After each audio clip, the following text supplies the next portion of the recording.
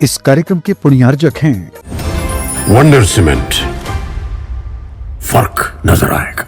श्री अशोक, श्रीमती ममता जैन सेठी जी, कोलकाता। श्री दिगंबर जैन दिव्योदय अतिशय तीर्थ क्षेत्र, सम्मेदगिरी, जिला जबलपुर, मध्य प्रदेश। दिव्योदय अतिशय तीर्थ क्षेत्र की 1008 तीर्थ संरक्षक श्रृंखला में संरक्षक बनकर पुण्यार्जन करें। दिव्योदय तीर्थ से जुड़ने के लिए QR कोड स्कैन करें।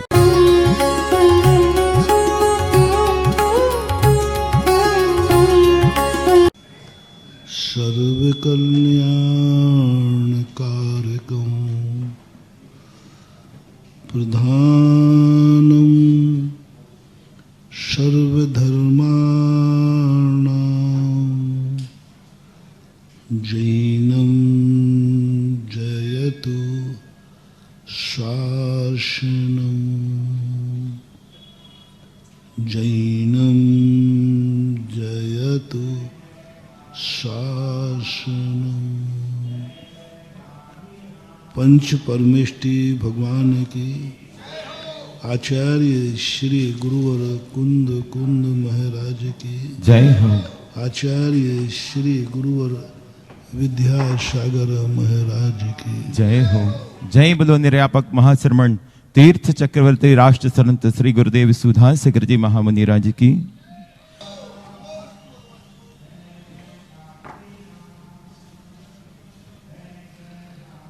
व्यक्ति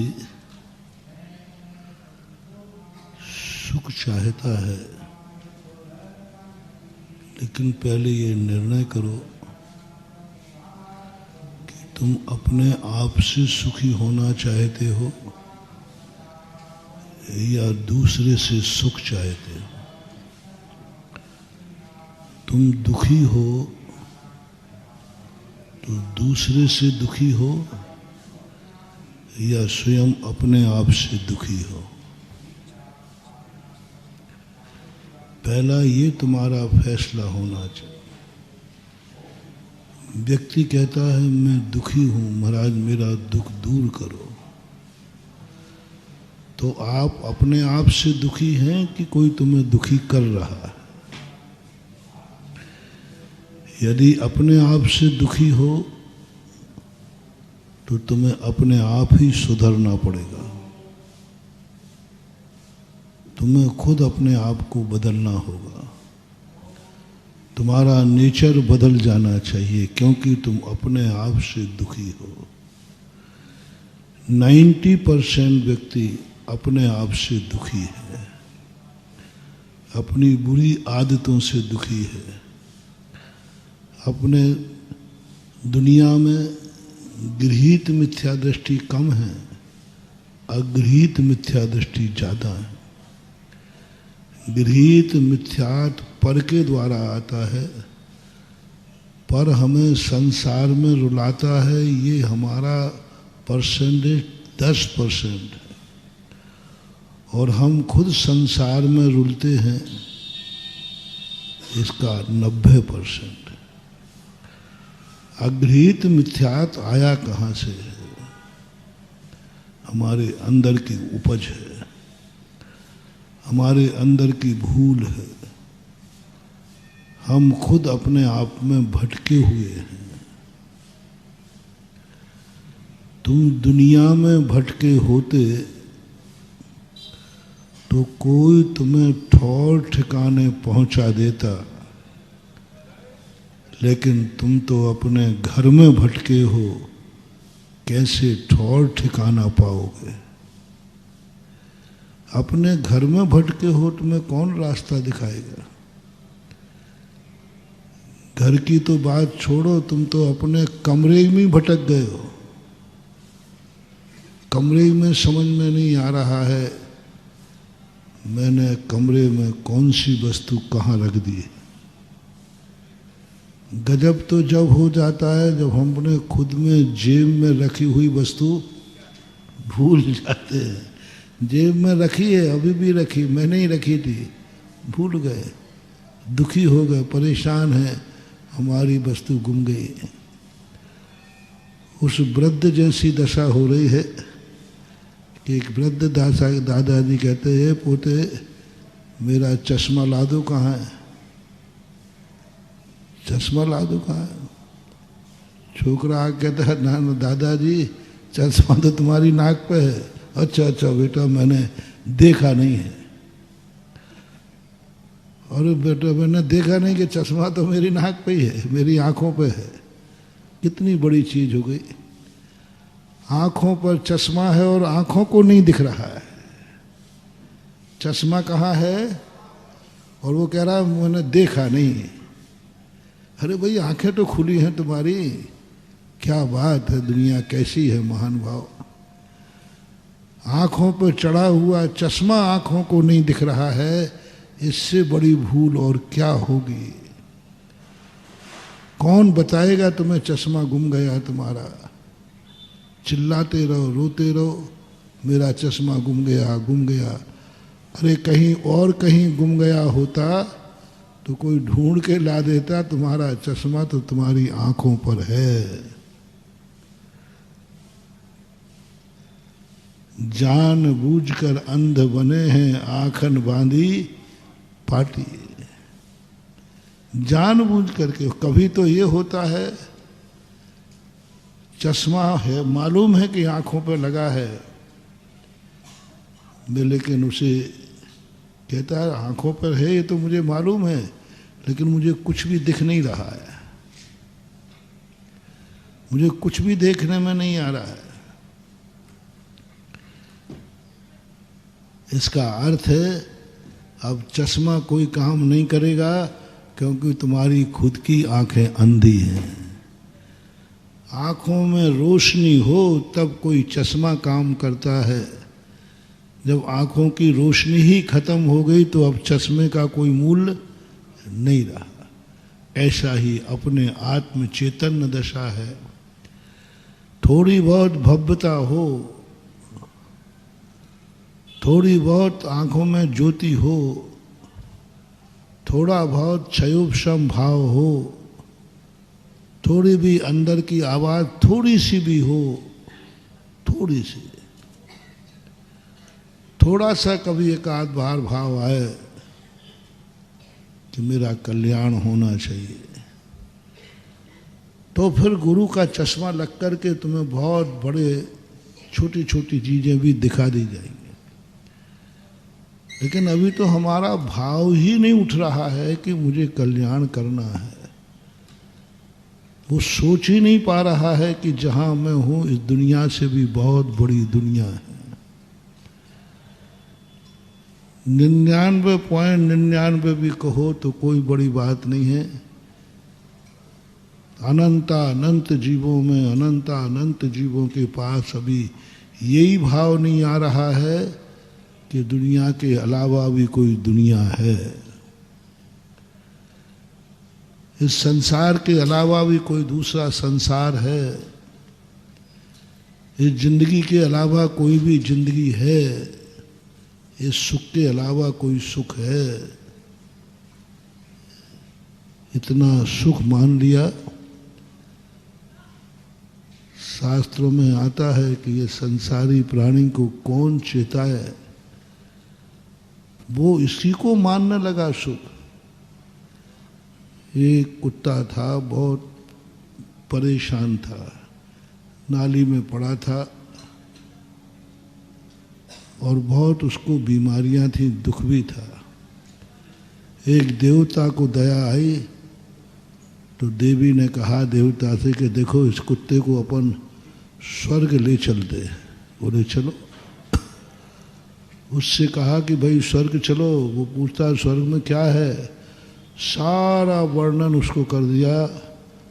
वो कहता साहब ये तो सब आपने बताया सो ठीक है, पहले बताओ वहाँ नाली है कि नहीं। अब देवता कहते हैं जो और मांगता तो कह देता है। अब उसने क्या मांगा कि वहाँ नाली है कि नहीं। अब बोलो, अब स्वर्गों में नाली होती ही नहीं। उसने कहा भाई नाली तो नहीं है। बोले काहे का स्वर्ग है काहे का स्वर्ग, जहां नाली नहीं वो स्वर्ग हो ही नहीं सकता, वो तो नरक है। इससे गंदा स्थान कौन सा होगा। अब ऐसे जीव को कौन उद्धार करेगा जो स्वर्गों में पूछ रहा है कि नाली नहीं है, और जहां नाली नहीं है वो काय का स्वर्ग है। ये है संसारी प्राणी का शुरू, कि वो नाली का कीड़ा नाली से अच्छा दुनिया को मानता ही नहीं। वो कहता है इससे अच्छी कोई चीज हो नहीं सकती। ये किसी कुत्ते की कहानी नहीं है, किसी कीड़े की कहानी नहीं है। सब लोग अपने अंदर टटोलो तो सब के अंदर कहीं ना कहीं से यही छुपी हुई गंदगी पाई जाएगी। यदि ऐसा नहीं हो तो आप देख लेना, आपको दो चीजें सामने आ जाए, एक संसार, एक परमार्थ। तो ज्यादातर लोग संसार पसंद करेंगे। बहुत लोग तो संसार के दुख से दुखी होकर के, परेशान होकर के मंदिर आ जाते हैं।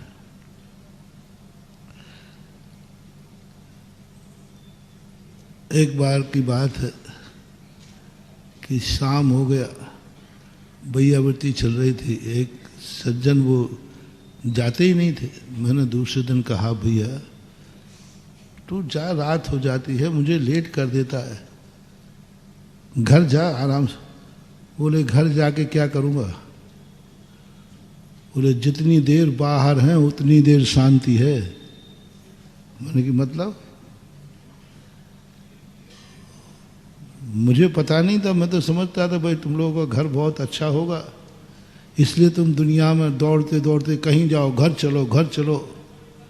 घर जाने के सब उतावली करते, प्रवचन में वैसे घर जाने की उतावली करते, थोड़े लेट हो जाए तो मैंने कहा घर तो। अब वो कहता है कि महाराज जितनी देर बाहर है उतनी अच्छा है। घर में जाते ही तो कलह के अलावा कुछ नहीं है, कुछ नहीं है उस घर में। खूब देख लिया कलह, सब जितनी देर जाएंगे। अब पत्नी का पक्ष लें तो माँ नाराज, माँ का पक्ष लें तो पत्नी नाराज। अरे ये कहानी किसी एक की है कि घर घर की है? देखो भाई मुझे मालूम नहीं है, आप लोग मुझे शेयर करना है। ऐसा कौन व्यक्ति है? हाँ देखो भाई, कुछ चीज़ें हमें मालूम नहीं थी, आपसे पूछ लेता हूँ। आपके घर में मम्मी है और पत्नी है, दोनों में झगड़ा हुआ, तुमने किस व्यक्ति ने कभी ये नहीं सुना हो जिसकी पत्नी ने कहा हो तुम तो बस मम्मी का ही पक्ष लोगे, हमारा तो लोगे ही नहीं, तुम तो माँ को पक्ष लोगे, हमारे काय को विवाह किया था, हमारा तो कौन है यहाँ? और रोने और बैठ जाएगी, तुम ही तो अकेले थे और तुम ही माँ का पक्ष ले रहे हो। अच्छा ये शब्द अभी तक जिंदगी में किसने नहीं सुना? जितने शादीशुदा बैठे हो बताएं। अरे तू ही बता दे मुझे, तू कम थोड़ी है तेरे पास।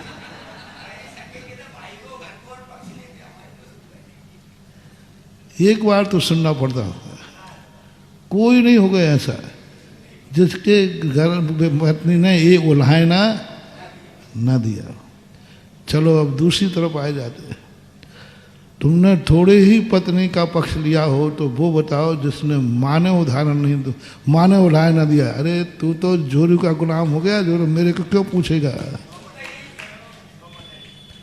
ऐसा कौन सी घर है जिसकी माँ ने शादी के बाद ये बात नहीं कही हो? निर्मल जी, उमेश जी सब बोलो ना। सतीश बाबू के बाद वो तो है, वो तो सबका मामला एक से, चिंता नहीं करो। हम तो हंडी का एक चावल देख लेते हैं, समझ लेते पूरी हंडी ऐसे ही है। अब बोलो क्या करोगे तुम? एक का पक्ष लोगा तो दूसरा नाराज, दूसरे का पक्ष लोगा तो दूसरा नाराज। उस घर में कभी शांति हो ही नहीं सकती। और दोनों का पक्ष नहीं लो। तीसरा मैं बता देता हूँ, एक आध दिन ऐसा करना, हमें दोनों ही से कोई मतलब नहीं, वो दोनों एक मिल करके कहेंगे तुम्हें तो घर की कोई चिंता ही नहीं है, वे दोनों एक हो जाएंगे। तुम घर की चिंता छोड़ देना तो दोनों बहू सास एक मिल जाएंगे और दोनों एक ही। तुम्हें तो घर से कोई मतलब है ही नहीं।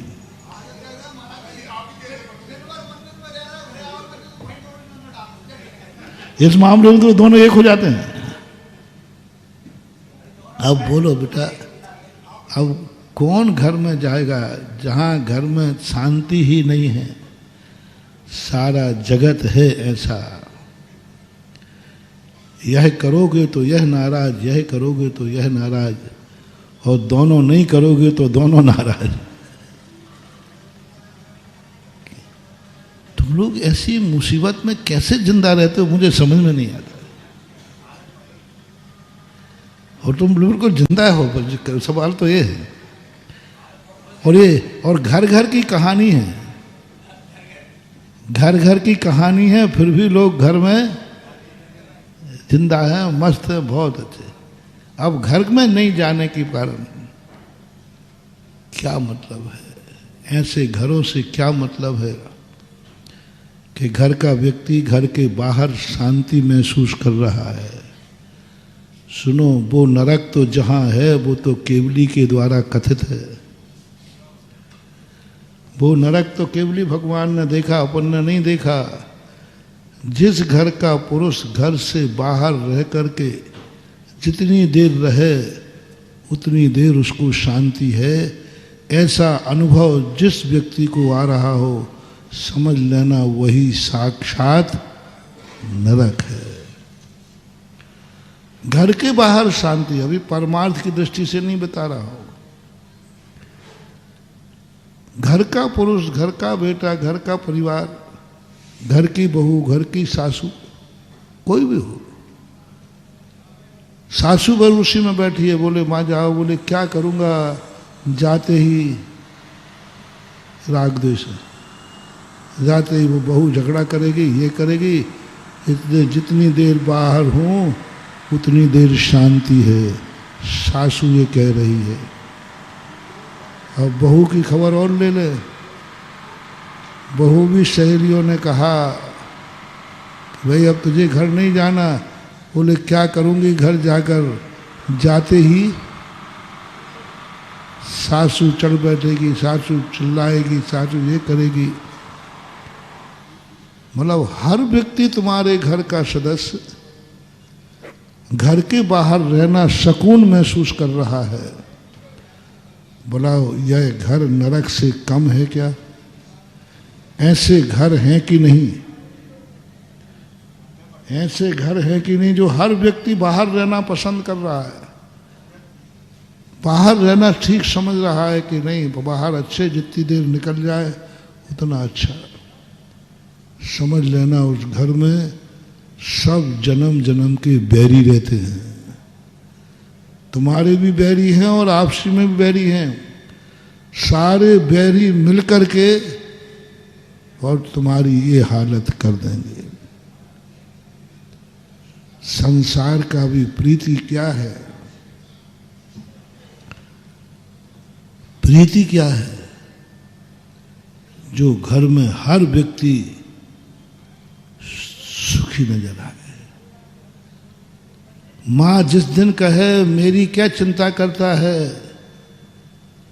जा थोड़ा पत्नी की चिंता कर, पराए घर की बिटिया है, मेरे को तो बताती नहीं कुछ, तू पूछ ले उसके सुख दुख की कहानी।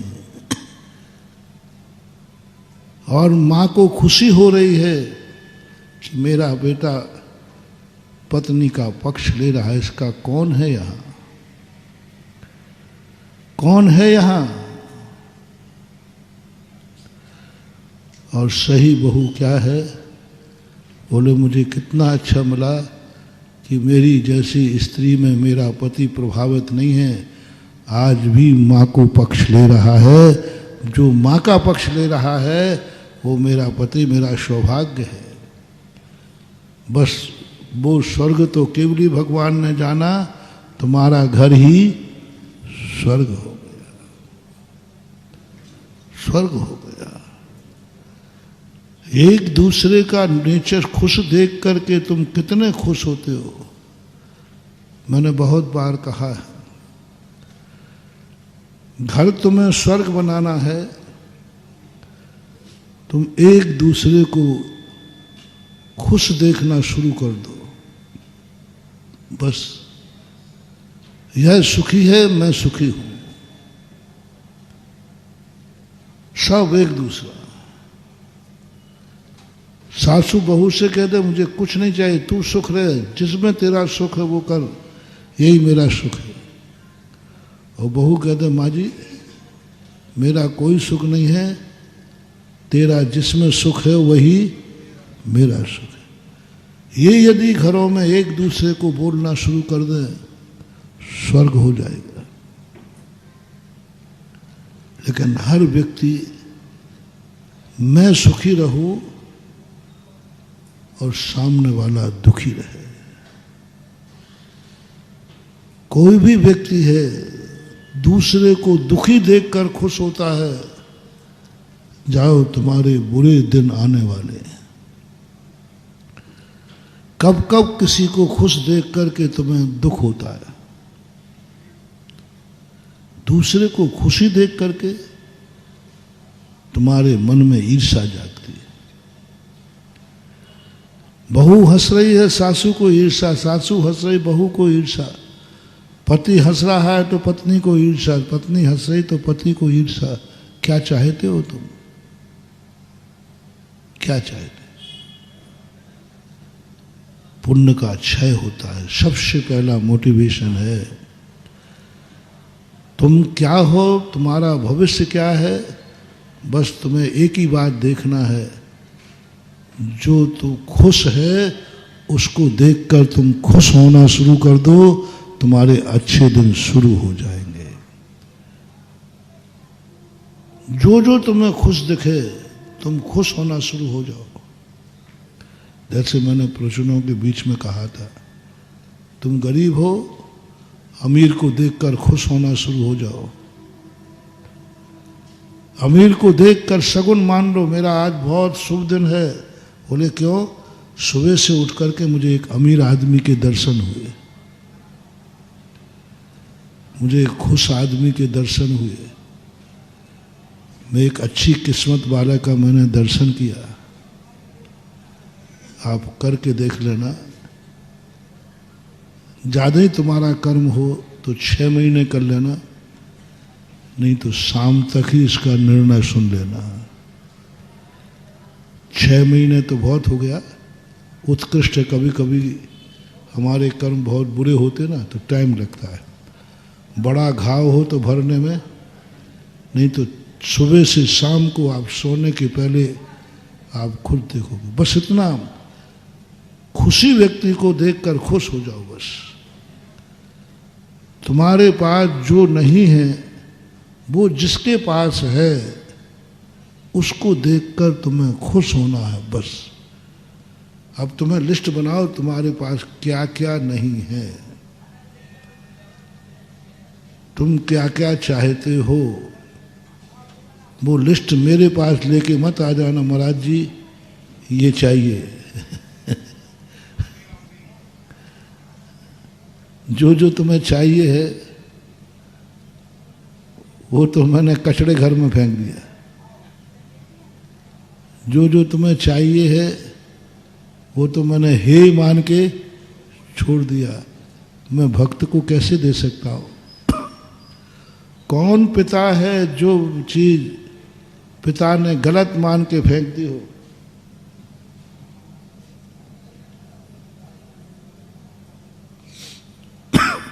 और बेटे को दे दे, बेटा तू ले जा। नहीं, यदि ऐसा करता है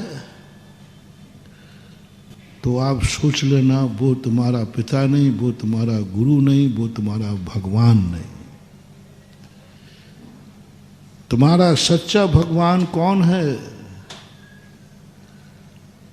उस भगवान ने जो छोड़ दिया है कहीं वो भक्त को तो नहीं दे रहा है। जो उसने छोड़ दिया है वो भक्त को तो नहीं दे रहा है।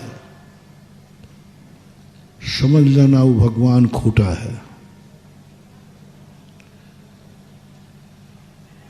जो नहीं मिला वो की बात कहे तो नहीं, जो छोड़ दिया क्या मान के छोड़ा, बोले ये गलत है, वो भक्त को नहीं देगा सच्चा भगवान। जिनेंद्र देव ने जो जो छोड़ा वो आज तक किसी को नहीं दिया, उन्होंने ध्यान में बैठे रहते हैं। यही गुरु महाराज हैं।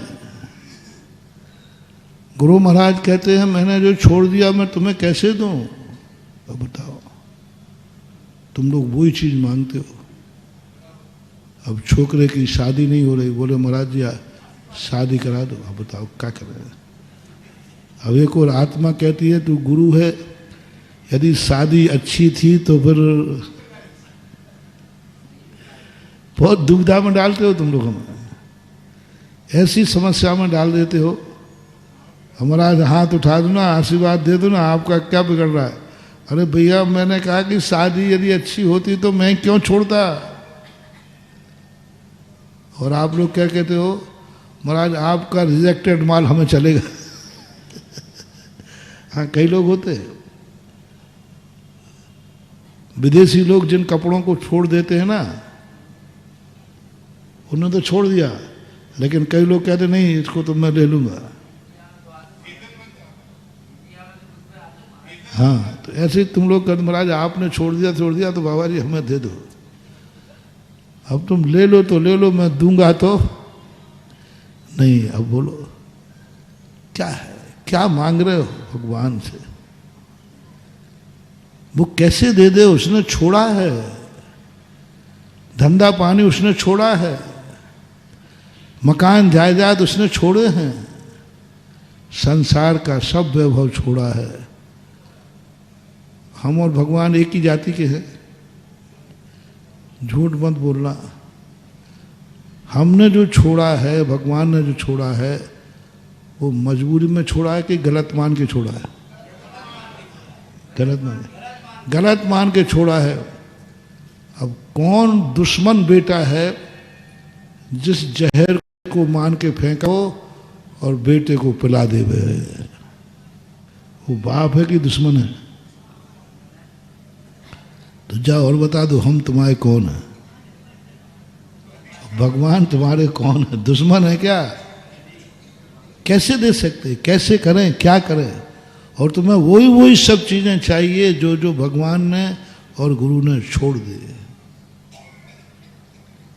उन्हीं से तुम्हारी जिंदगी में आवश्यक समय में नहीं दूंगा, नहीं दे सकते, देंगे नहीं, दे भी नहीं सकते। उपाय है, फिर भी मैं भी बच जाऊंगा, तुम्हारा भी काम हो जाएगा। मैं भी बच जाऊंगा कि मैंने दिया नहीं, क्योंकि शास्त्रों में आता है, पूज्यवर रविशरण आचार्य महाराज ने एक बहुत अच्छी कहानी लिखी। पिताजी को वैराग हो गया। वैराग होते ही उन्होंने बड़े बेटे को बुलाया, बोले बेटा ये राजगद्दी संभालो। बोले पापा आपको? बोले बेटा देख लिया सारा संसार, संसार असार है, ये ताज कांटों का ताज है, ये सब नरक का द्वार है, राजनीति बहुत गंदी है, सब बेकार है बेटा, अब मैं जा रहा हूँ सन्यासी बनने। बेटा कहता है पापा आज तक तो संदेह नहीं हुआ, अब संदेह हो रहा है कि आप मेरे ओरिजिनल पापा हो। बोले बेटा क्या बात है? बोले पापा पिताजी ये क्या सुन रहा हूं? जो चीज आपको नरक का द्वार दिख रही, कांटों का ताज दिख रही, संसार दिख रहा है, दुख दिख रहा है, वह पगड़ी मुझे बांध रहे हो। डाउट है कि मैं आपका बेटा नहीं हूं, शायद कोई पूर्व भाव का बैरी हूं जो आप बदला ले रहे हो। यदि राज्यपाट सही है तो आप क्यों छोड़ रहे हो? ये राजनीति सही है तो आप क्यों छोड़ रहे हो? ये राज वैभव धन दौलत परिवार सब सही है तो आप क्यों छोड़ रहे हो? और गलत है तो मुझे क्या गजब का संवाद है, बहुत गजब का। पिता की छुट्टी बन गई, क्यों इसमें क्यों छोड़ रहे हो आप, ये बताओ, क्या बोलोगे? साधु क्या कहेगा भैया, बोलो। अब बेटा अब ऐसा है कि अब हम बूढ़े हो गए इसलिए छोड़। तो बूढ़ा व्यक्ति कभी छोड़ तो देगा लेकिन वो संन्यास नहीं ले सकेगा। असमर्थ व्यक्ति साधु नहीं बन सकता। धर्म पलायनवाद नहीं है, धर्म साधु पलायनवाद नहीं है कि वो जिस कार्य में असमर्थ है इसलिए वह साधु बन गया। क्योंकि मैं तो असमर्थ हूं, मैं तो कुछ कर ही नहीं सकता, कमा नहीं सकता, इसलिए साधु बन जाओ। वैभव नहीं है, दरिद्र हो, इसलिए साधु बन जाओ। मूड़ मुड़ाए तीन गुण, सिर की मिट गई खाज, खाने को लड्डू मिले और रो कहे जाओ जय जय गुरुदेव। हाँ, ये साधुता नहीं है महानुभाव। पाप कर्मों के उदय से ऊब करके धर्म करोगे, धर्म का मजा नहीं आएगा। पुण्य कर्म के उदय सब कुछ सामने है और कर सकते हो। अभी राजा तुम राज्य करने के योग्य हो पिताजी, अभी आप वृद्ध नहीं हुए हैं और आप ये छोड़ रहे हो, असमर्थ नहीं है आप। जैन दर्शन असमर्थों का दर्शन नहीं है। जो कम में सूरा सो धम में सूरा। क्या तुम कर्म करने के योग्य हो? क्या तुम्हें इतना क्रोध आता है कि तुम सामने वाले को क्रोध में मार भी डालोगे? क्या तुम्हारी क्षमता है इसको मारने की? यदि तुम कहते हो कि हाँ मैं चाहूं तो इसके प्राण ले सकता हूं, तो फिर गुरु कहते हैं अब तू उत्तम क्षमा धारण कर, क्योंकि तू मारने की शक्ति रख रहा है। तो मारना नहीं, इसका नाम धर्म है। तुम मार ही नहीं सकते। शेर से कह रहा हो जा शेर मैं तुझे माफ करता हूं, चूहा कह रहा है शेर से। क्षमा शोभिति उस भुजंग को जिसके पास गरल हो, उसको क्या जो दंतहीन विष रहित विनीत शरल हो। रामधारी से दिनकर की पंक्तियां हैं। सपेरे का सांप कहता है जाओ मैं तुम्हें नहीं काटता हूं, उसके दांत तो पहले ही निकाल लिए गए। क्षमा शोभती उस भुजंग को जिसके पास गरल हो, जिसकी दाढ़ों में जहर भरा है, उसके ऊपर किसी ने पैर रख दिया है, फिर वो नहीं काटे तो उसको बोलते हैं क्षमा, उसको बोलते हैं क्षमा।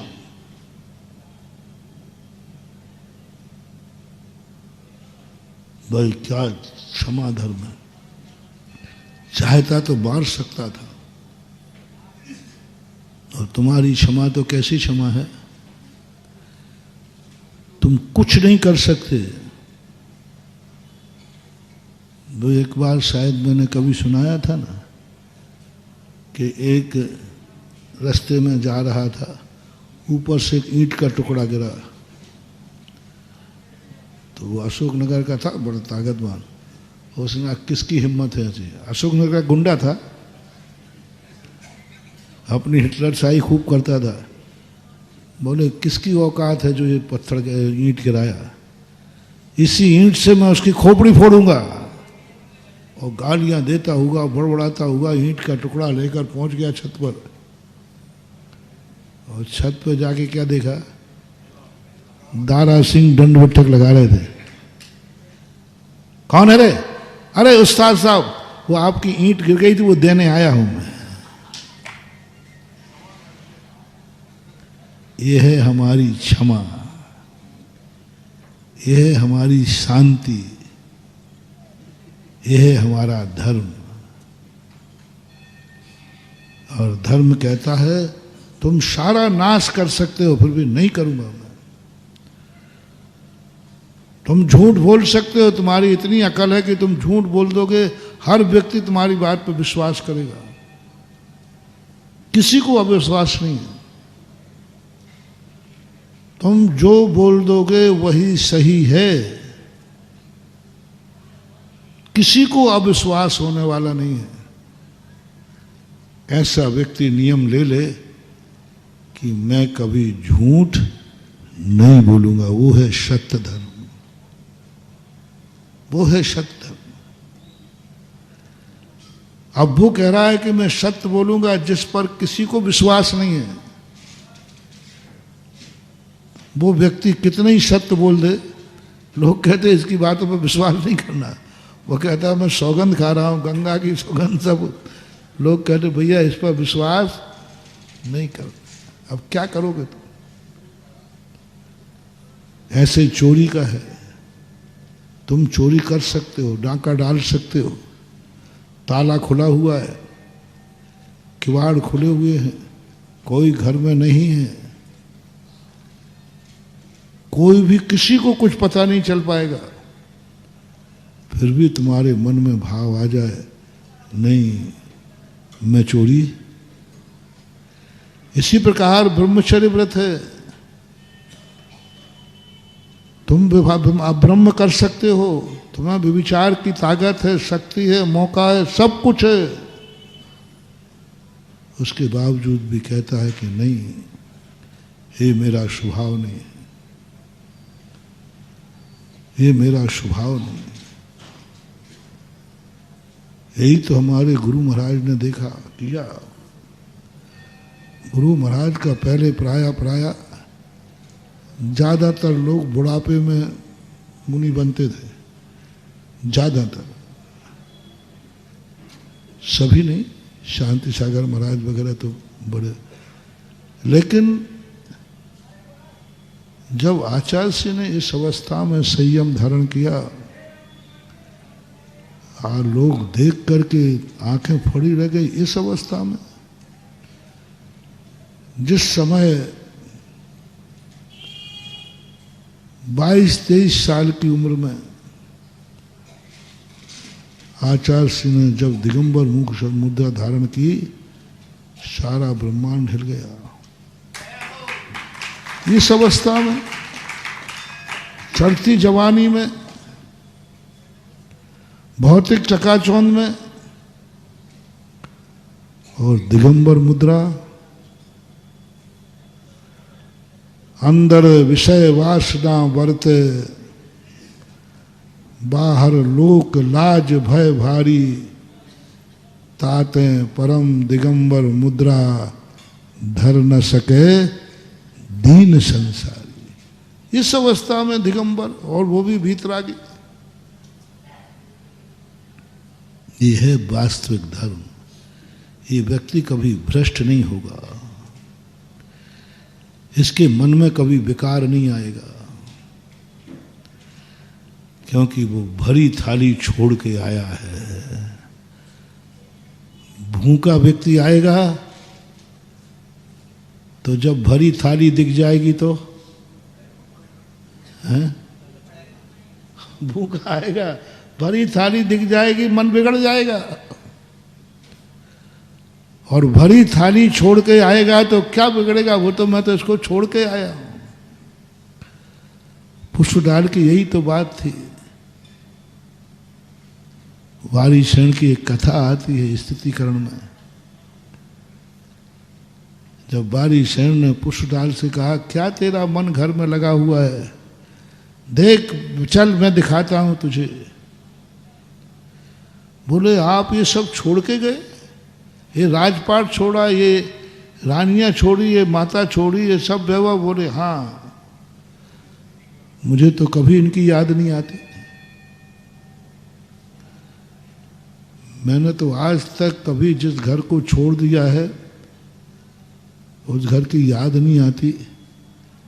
इसलिए नहीं आती कि उस घर में दुख थे, नहीं, हमारे घर में सब सुख थे, सब कुछ था। उस भरे हरे भरे घर को छोड़ करके बुरी बने थे, तुम्हें इनकी याद नहीं आती? बोले नहीं, सवाल ही नहीं, याद आने का सवाल ही नहीं होता, क्योंकि छोड़ा है। तो सही तत्व दृष्टि से यदि हो तो महानुभाव ऐसा वैराग्य जागता है कि सारी दुनिया के राग रंग सामने आ जाएं। मना कपि न विकार मार्गम, भक्तांबर में आया ना, हे भगवान आपका कैसा रूप है। सारी देवांगनाएं आपके चारों तरफ घूमती रहती हैं, लेकिन आपके मन में तनिक भी कैसे आएगा? छोड़ा है उन्होंने, हे मान के छोड़ा है। और वस्तु स्वरूप का इसलिए चिंतन करना,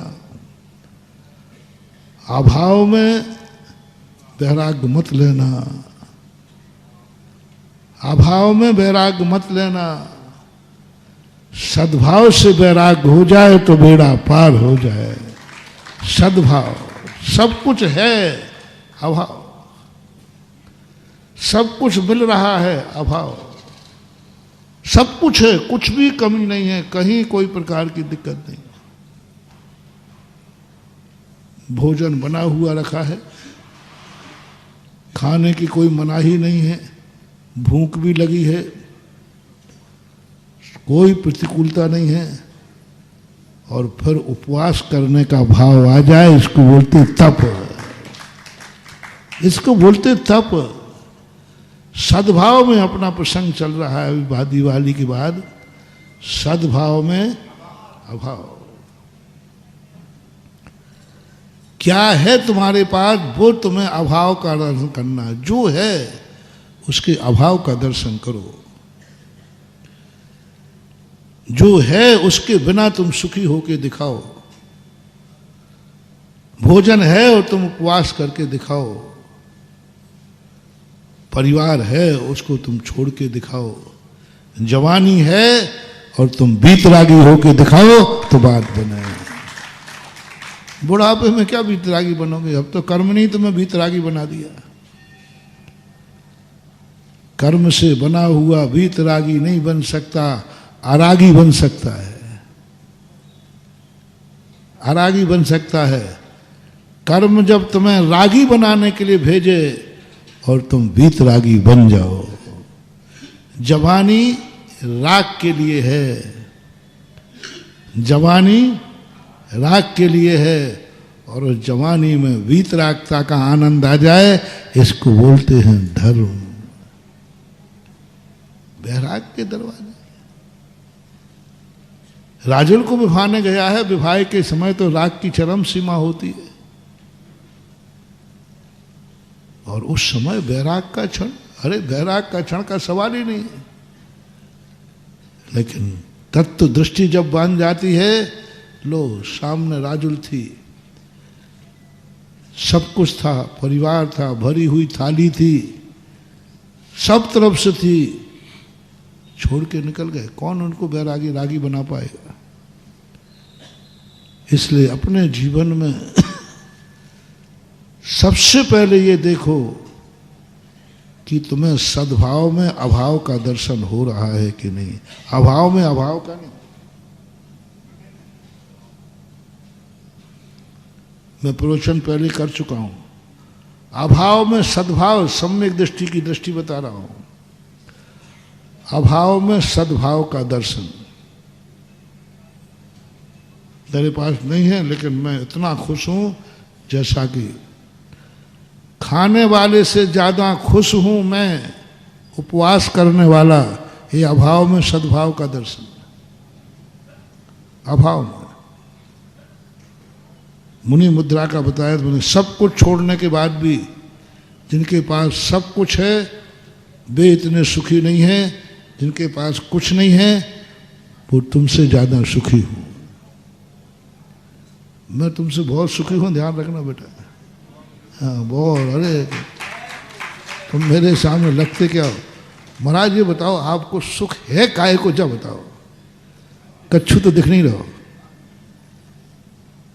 क्या सुख है बताओ महाराज जी, हमें समझ में नहीं आ रहा। ठंड में भी ठुटरो, वो कह रहा सुख है। अच्छा कोई रजाई मजाई हो तो ठंड पड़े तो ठुटरते हो, गर्मी पड़े तो गर्मी लगते हो, पैदल चलो तो छाले पड़ते हैं, हार जाओ तो वो भी ठिकाना नहीं है, मिल जाए तो ठीक, नहीं मिल जाए तो सुख काहे का है। यही तो आनंद है, अभाव में सद्भाव का सुख, अभाव में सद्भाव का सुख। सब तरफ लगाना है इसको, धन दौलत में ही नहीं। प्रतिकूल वातावरण है, चारों तरफ से प्रतिकूल वातावरण है, पाप कर्म का उदय है, अशुभ कर्म का उदय है, और तुम सद्भाव का अनुभव कर रहे हो। शालिनी लौच लौच के खा रही है, दुख का पहाड़ टूटा है, अभाव में सद्भाव का आनंद। सुकौशल महाराज बैठे हैं ध्यान में, अमृत का झरना झर रहा है, और सुख नाम की चीज नहीं है, महान असाता उदय में है। असाता में साता का अनुभव करने का नाम तपस्या है। असाता में साता का अनुभव, अभाव में सद्भाव का अनुभव, दुख में सुख का अनुभव, निंदा में प्रशंसा की अनुभूति। सामने निंदा कर रहा है और उनको लग रहा है जैसे ऐसे सुखी हो रहे हो जैसे उनकी कोई प्रशंसा कर रहा हो। ये कला जिसमें आ जाती है, जिस मुमुक्षु में आ जाती है, बस वही साधु बनने लायक है। और साधु बनने का स्थिति यही है। साधु कभी सुख पाने के लिए मत बनना।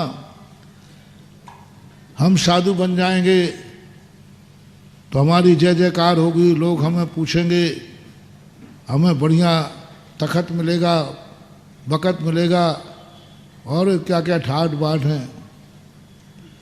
साधु बन जाएंगे तो हमें ये होगा, ये होगा। सब बड़े बड़े राजा महाराजा भी हाथ जोड़ेंगे। साधु बन जाएंगे तो हमें भी खूब लोग पूछेंगे, ये करेंगे, वो करेंगे, जो जो होता है। ये सोच करके तुम साधु बनोगे, तुम साधु के वेश में भी डाकू रहोगे। साधु का आनंद नहीं आएगा, बिल्कुल भी नहीं आएगा। तुम उनका पद, उनकी पूज्यता देख करके परमेष्ठी बनने के लिए साधु बन रहे हो, पूज्य बनने के साधु बन रहे हो। सब जय जयकार बोलेंगे तो साधु बन रहे हो, सब मेरा सम्मान करेंगे इसलिए साधु बन रहे हो। वो साधु बन ही नहीं सकता। साधु बनने वाले का लक्षण वीतरागी होना चाहिए। क्या लक्षण होना चाहिए? संसार का सबसे बड़ा दुख मिलेगा साधु बनने से, सुख नहीं। मैं तो कभी किसी को भी, कोई मेरे पास साधु बनने की बात करता है ना, तो मैं उसके पास इतना दुख का पहाड़ रख देता हूँ। एक बार भी नहीं कहता बेटा साधु बन जाओ, बहुत सुख है, बहुत आनंद है, खूब देखो ठाट बाट है, खाने जाओ तो दोनों हाथ से खाओ, जम के खाओ, जो खाना खाओ, जो पीना पियो, जो, अरे ठाट ही ठाट है। मैं नहीं बोलता, मैंने कहा भैया ये भरोसे पर मत आ जाना। इस मार्ग में दुख ही दुख है, दुख ही दुख है। संसार का यदि सबसे ज्यादा दुख किसी को है बाह्यचर्या, तो उसका नाम है दिगंबर जैन मुनि। सबसे ज्यादा दुखी यदि कोई है, सबसे ज्यादा दुखी है। और नहीं तो आप लोग देख लो, तुम्हारी ऐसी हालत हो जाए कि तुम्हारे पहनने को एक कपड़ा भी नहीं बचे, तुम अपने आप को सुखी मानते हो कि दुखी? देख लो कहीं हो तो। बालों को कटिंग की अपेक्षा, पैसा ही नहीं है, नाई नहीं मिला, तो बालों को हाथ से उखाड़ना पड़ेगा। बता दो दुख है कि बताओ, संसार में ऐसा दुखी बताओ। जो अपने हाथों से बाल उखाड़ रहा हो, इससे बड़ा दुख क्या होगा। संसार के सबसे बड़ा दुखी यदि कोई व्यक्ति है, कोई मार्ग है, मुनि मार्ग को क्या कहते हैं? तलवार की कांटों का मार्ग है ये। हाँ, फूलों का मार्ग मान के आ मत जाना, फूलों का मार्ग आके आ मत जाना, ये कांटों का मार्ग है। कांटे ही नहीं, कीलों का मार्ग है, और वो जंग लगी हुई कीलें हैं। हाँ, टिटेनस हो जाए। मोक्ष मार्ग पर चलना महानुभाव, जंग लगी कीलों पर चलना है, कांटों पर चलना है। ताज है कांटों का। कहीं से सुख नजर नहीं समझना, कहीं से नहीं। क्या मतलब महावीर स्वामी ने कहा, बेटा तुझे मैं सुखी नहीं रहने दूंगा। भैया बताओ, एक टाइम खाने की छूट मिली, कितनी मिली? और उसमें अधिकतम 32 गिलास। हालांकि 32 गिलास कोई खा नहीं पाता, बड़ा है। और 32 गिलास में 32 संतरा और रख दिए। अरे भाई एक टाइम खा रहे तो 7 आसे खा तो लेने दो। बालचंद, जीवचंद, 32 इतने टैक्स लगाए, और 46 दोष। सीधे कह दो ना, मर तू खा मत, ये दुनिया भर के नाटक क्यों कर रहे हो? 46 दोष। ऐसा हो तो तुम हार नहीं, ऐसा हो तो हार नहीं लेना, ऐसा हो तो हार नहीं लेना, ऐसा हो तो हार नहीं लेना। अरे खाने भेज रहे हो कि 2 गिलास खाने के लिए प्राण ले रहे हो? सही में तुम्हें यदि इतने नाटक कर दिए जाए, तुम कह दो रहने दो,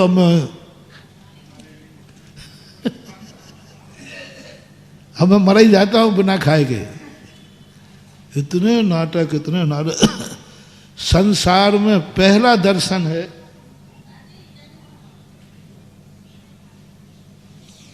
खाने जैसी चीज है। अब वो खाने वाली चीज तो मजबूरी है ना। उस चीज के ऊपर इतनी बैरियर लगाए, इतने कांटे लगाए, इतनी शर्तें लगाई, कांप जाते हैं लोग। एक दिन में जो एक टाइम मिल रहा, 2 रोटी खाने जाओ, उस पर शर्तें देखो कितनी है। साधु को भी 2 रोटियां ऐसे ही नहीं मिल रही हैं। महावीर स्वामी की शर्तें देखो। मूलाचार के अंदर सबसे बड़ा अधिकार पिंडाधिकार है, आहार चर्या का अधिकार है। इसलिए ना तो यहाँ खाने का सुख है, ना ओढ़ने बिछाने का सुख है। ओढ़ने बिछाने कोई सुख नहीं है। वो खुरदरा ठंडा पाटा है, करवट बदलोगे तो बर्फ सा है। हाँ, कुछ नहीं, कहीं से भी नहीं। और अंदर मुमुक्षु कहता है, मैं इस दुख को झेलने को तैयार हूं, झेलूंगा नहीं, इसी दुख में मैं मुस्कुरा के दिखाऊंगा। इसी दुख में मुझे, मैं दुख को सहन करने के लिए तो मोक्ष मार्ग में आ रहा हूं, क्योंकि संसार में ज्यादा दुख नहीं था, इसलिए मैं यहां आ गया। वहां जहां देखो वहीं सुख ही सुख है। मुझे दुख में आनंद आता है। मुझे दुख में आनंद आता है तो दुख कम थे वहां, इसलिए मैं यहां आ गया। और यहां भी कम कहें और बड़े महाराज होंगे ना, तो वे सर्दी के किनारे कहाँ चले जाएंगे? नदिया के किनारे। लो साहब, बोले महाराज यहीं मंदिर में जाओ। नहीं, यहाँ ज़्यादा दुख नहीं है। कमरे में बैठ जाओ महाराज। बोले नहीं, यहाँ ज़्यादा दुख नहीं। और मुझे तो दुख में आनंद आता है, जितना ज़्यादा नदी किनारे दुख आएगा, ठुठरेगा, और वहीं मैं भेद विज्ञान करूँगा। ऐसा मान करके मोक्ष मार्ग में आना, सुखों को ठुकरा करके मोक्ष मार्ग में आना, बहुत आनंद आ जाएगा। और फिर, और इसी का नाम दीक्षा है। अभाव में सद्भाव का आनंद। और अब प्रसंग चल रहा है अपना सद्भाव में अभाव का आनंद, सद्भाव का आनंद। तो मैं क्रोध करने की शक्ति है, नहीं करूंगा। सद्भाव, मैं पाप कर सकता हूं, कोई नहीं रोकने वाला, सब तरफ से मेरे लिए खुली छूट है, नहीं करूंगा। सद्भाव में अभाव का आनंद है, नहीं करूंगा। सबसे बड़ा त्याग देखना साधु का। तुम आहार देना चाहते हो कि नहीं? बोलो ना। हाँ, और बढ़िया देना चाहते हो। पुण्य के उदय से आया है, साधु श्रावक दे रहा है, सद्भाव है, थाली सामने रखी है, हटा देता है, ये चीज हटा दीजिए। सद्भाव में अभाव का आनंद, साधुता, साधुता।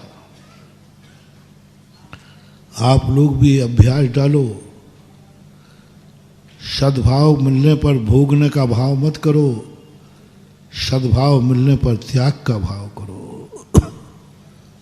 1 घंटे को सही, 1 दिन के लिए सही, कुछ ना कुछ करना चाहिए। जो मेरा है, भोजन सामने रखा है, 1 घंटे नहीं खाऊंगा, 2 घंटे नहीं खाऊंगा, आज चतुर्दशी है नहीं खाऊंगा। मिलने पर नहीं, मिलने पर नहीं, मिलने पर उसको देखो, उसको आ गया कि मैं सद्भाव में अभाव का आनंद। तो बड़े भाई ने पूछा बेटे ने, पिताजी ऐसा क्यों कर रहे हो आप? बताइए, बता दो, मेरा कौन से जन्म का बैर भाव है? आप कौन से जन्म का बदला ले रहे हो? वो चीज जो तुम छोड़ के जा रहे हो और मुझे दे रहे हो। पिताजी आप तो भली जो बदला लेना हो लो, लेकिन मैं तो वही चीज हूं, मैं तो आर्य पुत्र हूं, मुझे वही पसंद है जो हमारे बड़ों को पसंद है। आज तक मैं इसलिए राज में था क्योंकि आपको अच्छा लग रहा था। सही बेटा कौन है? जो माँ बाप को अच्छा लगे वो उसे अच्छा लगे, जो माँ बाप को बुरा लगे उसे बुरा लगे। तुम लोग सही सही बेटे हो कि नहीं? एक लक्षण ले लो, तुम्हारी जिंदगी में तुम्हारे माँ बाप को क्या अच्छा लग रहा है? क्या वह तुम्हें अच्छा लग रहा है? गृहस्थ की अपेक्षा बता रहा हूं। मैंने कहा था एक बार, सच्चा बेटा कभी भी अपने घर में माँ बाप कितने ही पूछ ले कि बेटा बोल तुझे क्या खाना है, बोले माँ मैं भी आजकल गुरु महाराज का चेला बन गया हूँ और महाराज ने कहा है माँ के सामने अपनी इच्छा का भोजन करोगे तो तुम्हारा विनाश होगा, माँ से मांग करके भोजन करोगे तुम्हारा विनाश होगा, माँ के सामने अपनी इच्छा व्यक्त करोगे तुम्हारा विनाश होगा। माँ मैंने नियम लिया है, मैं वही खाऊंगा जो तू खिलाएगी। तेरी इच्छा क्या है, मैं क्या खाऊं? जो तेरी इच्छा है बस वही मेरी इच्छा है, बस इतना सा कर लो तुम। बस जो तेरे मेरे माँ बाप की इच्छा है वही मेरी इच्छा है, आगे मैं कुछ नहीं जानता, तू जो खिलाएगी वो करूंगा। क्योंकि जो चीज़ मेरे माँ बाप को पसंद नहीं है वो मुझे पसंद नहीं है, और जो माँ बाप को पसंद है वो मुझे पसंद है। यदि इतना ही तुम्हारे घरों में हो जाए तो गारंटी लेता हूँ उस घर का कोई भी सदस्य दुर्गति नहीं जाएगा। एक अच्छा घर बनेगा, क्योंकि माँ बाप की इच्छा कभी गलत खिलाने की होती नहीं। एक बार किसी ने कहा, बोले महाराज, मैंने कहा भाई तू, महाराज जी मैं गुटखा खाता हूँ। मैंने कहा बस तू एक बार मेरी बात मानेगा? बोले महाराज जी आपकी बात नहीं मान, तुझे बता संसार में सबसे प्यारा कौन है? बोले महाराज मुझे अपने परिवार से बहुत प्यार है, माँ से बहुत मोह है, पत्नी से बच्चों से मुझे बहुत मोह है, मैं इनको नहीं छोड़ सकता, और मुझे अपनी जिंदगी से भी मोह है। मैंने कोई बात नहीं, तुझे यदि तेरा प्यार सच्चा है माँ से, तेरा प्यार सच्चा है पत्नी से, तेरा प्यार सच्चा है बच्चों से, तेरा सच्चा है प्यार अपनी जिंदगी से, तो भी मैं, तू भगवान से बिल्कुल प्यार नहीं करता, तू धर्म से बिल्कुल प्यार नहीं करता, तुझे गुरु से कोई मतलब नहीं है। ऐसे व्यक्ति को कह रहा हूं, मैं मार्ग दिखा रहा हूं।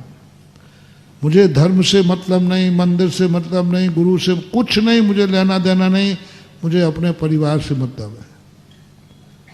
तो बस तू आज एक काम कर, गुटखा खाने का मैं आशीर्वाद दूंगा, बस मम्मी की अनुमति लेके खाना। क्या मम्मी से पूछा, पत्नी से पूछ ले, बच्चों से पूछ ले। लो आज गुटखा खाने वाले दीवानों, लो मैं आज एक मीटिंग, आप अपने घर की मीटिंग करो और घर के प्रस्ताव में पास करो कि गुटखा खा सकते हैं, मैं तुम्हें नहीं रोकूंगा। मैं नियम लेता हूं, ऐसे गुटखा खाने वाले का कभी गुटखा त्याग नहीं कराऊंगा। अब कौन कौन से परिवार हैं जो प्रस्ताव पास करेंगे कि हाँ गुटखा खा सकते हो? अरे जिनको चाह रहा है उनके अनुसार तो चल। मुझे क्या खाना है तेरी इच्छा है, मुझे कहाँ जाना है तेरी इच्छा है। ये संसार की दृष्टि से बता रहा हूं, और परमार्थ की दृष्टि में आए हो तो स्पष्ट रूप से कहा परम पूज्यवर समंतभद्र महाराज ने, कुंद महाराज ने प्रवचन सार की चूलिका में कहा, यहाँ इच्छा पूर्ति कराने भगवान के पास मत आना। महाराज के भगवान जाएंगे तो मेरी इच्छा पूर्ति हो जाएगी, नहीं, मेरी कोई इच्छा नहीं है। भगवान जो दिखाएगा वो देखूंगा, भगवान जो सुनाएगा वो सुनूंगा, भगवान जो बुलवाएगा वो बोलूंगा, भगवान जैसा चलाएगा वैसा चलूंगा, भगवान जैसा खिलाएगा वैसा खाऊंगा, भगवान जैसा चलाएगा वैसा चलूंगा, भगवान जो कराएगा वो कराऊंगा। मैं अपनी सारी इच्छाओं को मारता हूं, खत्म, बस कुछ नहीं, इतना सा भी नहीं। मेरी इच्छा है कुछ मोक्ष जाने की, नहीं, मेरी कोई इच्छा नहीं है, मेरी कोई इच्छा नहीं, किंचित मात्र भी। मैं तो भगवान के चरणों में समर्पित हो गया हूं, वो जो दिखाएगा वो देखूंगा, मैं अपनी आंखों से नहीं देखूंगा। जैसे एक दिन कहा था ना कि आंखें चंद्रमा पे जाके बैठा दिया, देख ले अपनी आंखों से, तो सम्यक दृष्टि कहता है मैंने अपनी आंखों से देखना बंद कर दिया है, मेरे भगवान ने जो देखा है वही सही है, वही सही है। आंखें भी बंद, कान भी, सब कुछ बंद कर दो, जो मेरे भगवान ने देखा है वही मैंने देखा है, बस इसी का नाम सम्यक दर्शन है। मैं वही खाऊंगा जो जिनवाणी में लिखा। मैं मां का परम भक्त हूं, जिनवाणी मां का भक्त, जिनवाणी को मां मानने वाला। कहना सरल है, लो मां कैसे बनाई जाती है। यदि तुम स्वाध्याय बंधु हो तो एक ही नियम ले लो, मेरी माँ है वो जिनवाणी माँ है, मेरी कोई इच्छा नहीं है, जो जिनवाणी माँ की इच्छा है वही मेरी इच्छा है। वो जैसा कहेगी वैसा मुझे करना है। वो कहेगी इस समय खाना उसी समय खाऊंगा, इस समय ये खाना ये खाऊंगा, ये रहना, सब कुछ मेरा, कुछ भी इच्छाएं खत्म। जिनवाणी माँ की जो इच्छा है वही मेरी जिंदगी है। बोलो इतना तुमने कर लिया,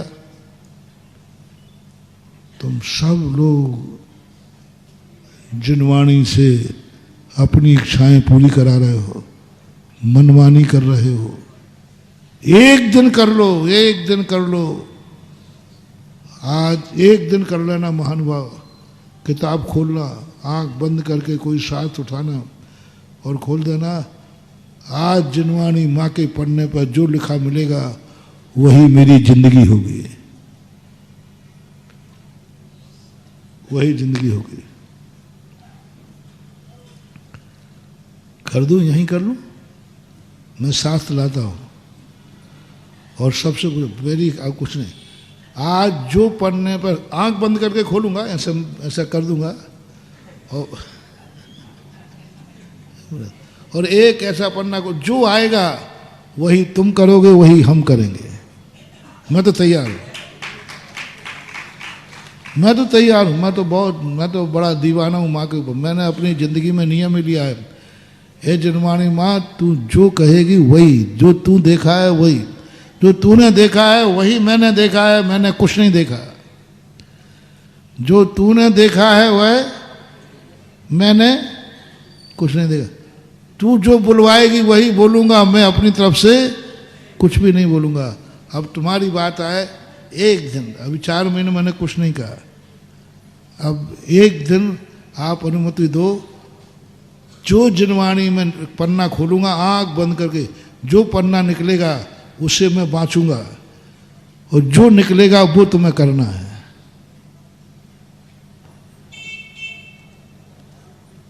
हाँ, अंदर से दुख दुख मत करना, हे भगवान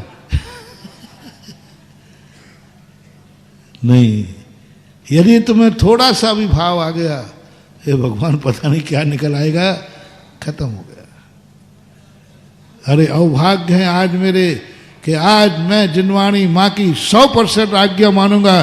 जो निकलेगा वही मेरा भाग्य है, क्योंकि जिनवाणी कभी बुरा लिखी ही मेरे कल्याण के लिए होगा। एक दिन तो करो। ऐसे ही गुरु के पास कभी मत जाना रे अपनी इच्छाएं पूरी कराने के लिए। नहीं गुरु महाराज, मेरी कोई इच्छा नहीं है। जो तुम सोचाओगे वो सोचूंगा, जो तुम दिखाओगे मैं देखूंगा, जो तुम कहोगे मुझे कुछ नहीं चाहिए। मैं तो एक जिंदगी गुरु की इच्छा के अनुसार चलना चाहता हूं, बस एक जिंदगी गुरु के अनुसार। जिस दिन तुमने ये संकल्प कर लिया उसी दिन तुम्हें गुरु की सिद्धि हो जाएगी और गुरु तुम्हारे लिए सिद्ध हो जाएंगे। मैं कुछ नहीं, मुझे कुछ नहीं करना, जो गुरु कराएगा वो करना है, बस इतना सा वाक्य है। हजारों लाखों नमोस्तु करो तो भी सिद्ध नहीं होगा, इसमें हो जाएगी। जिनवाणी की सिद्धि हो जाएगी। जो जिनवाणी में लिखा है मेरी जिंदगी वही होगी, जो भगवान ने कहा है वही जिंदगी होगी।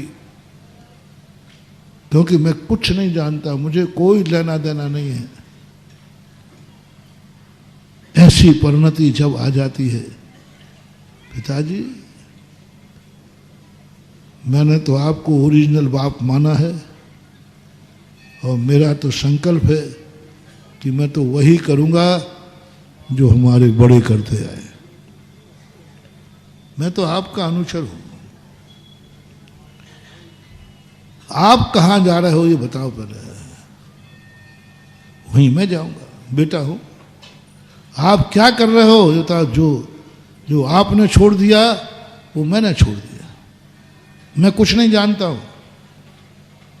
अंधे भक्त थे वे पिताजी के, कहते मुझे कुछ नहीं करना, उनका नियम था जो पिताजी करेंगे वो मुझे करना है।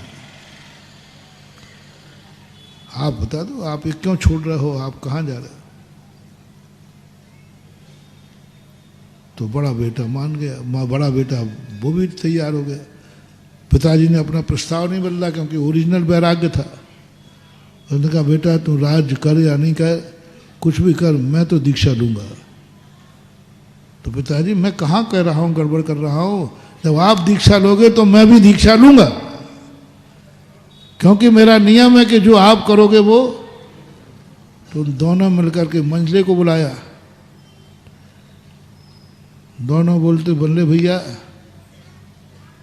तुम ये राजगद्दी संभालो। मंझला बहुत एक्स्ट्रा बुद्धि वाला होता है, ध्यान रखना। हाँ, वो मंजला बहुत खतरनाक होता है, बहुत खोपड़ी तेज होती है उसकी। हाँ, वैसे नीति कहते लोग बाग कि मंजला व्यक्ति बहुत कलाकार होता है। उसने कहा क्या बोल रहे हैं आप लोग, हमें राज्य दे रहे हो, आप दो दो धुरंधर, पिताजी सामने बैठे, भैया सामने बैठा, और आप ये क्या प्लानिंग बनाई आप लोगों ने, मुझे राजगद्दी दे रहे हो, आप दोनों को क्या हो गया।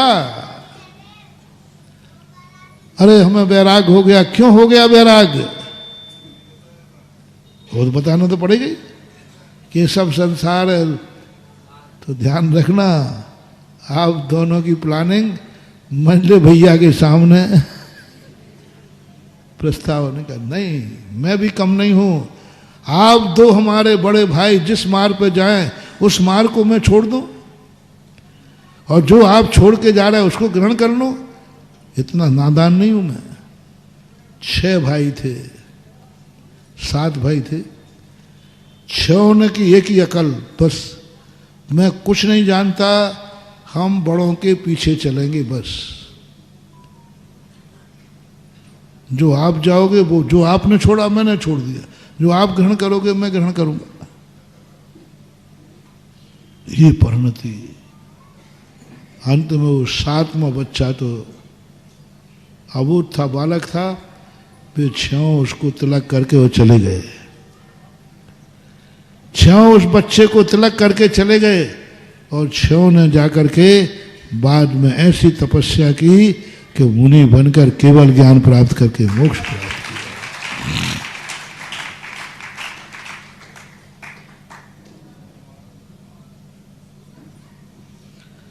हम बड़ों से अपनी बात मनवाते हैं, बड़ों की बात नहीं मानते हैं। हम बड़ों को अपने पीछे चलाना चाहते कि हमारे अनुसार चलें।